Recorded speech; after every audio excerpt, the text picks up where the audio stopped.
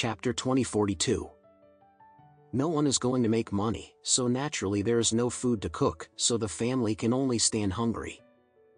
Since Michael and Harold kidnapped Elaine and mishandled Cynthia Anderson, all four of the Richard family have lost a lot of weight, and their lives have been miserable.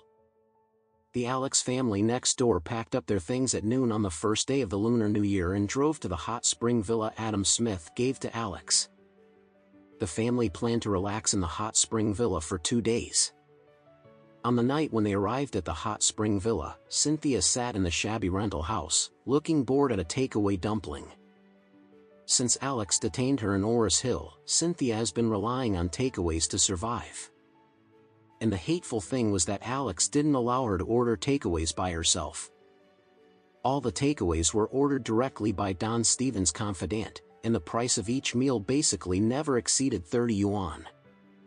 In the past few days, Cynthia was forced to taste a lot of popular delicacies that she had never tasted in her entire life. For example, yellow braised chicken rice, green pepper shredded pork rice bowl, kung pao chicken rice bowl, ramen noodles, northeastern potato noodles, donkey meat fire, and so on.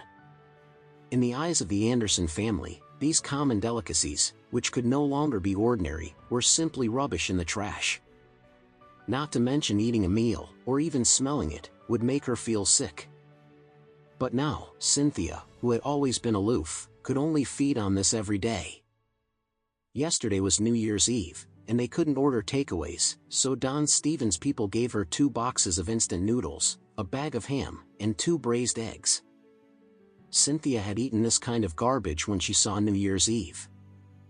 Naturally, she lost her reason to live and said that if she couldn't eat dumplings on New Year's Day, she would commit suicide on the spot. Therefore, Don Stevens' people gave her dumplings made by themselves.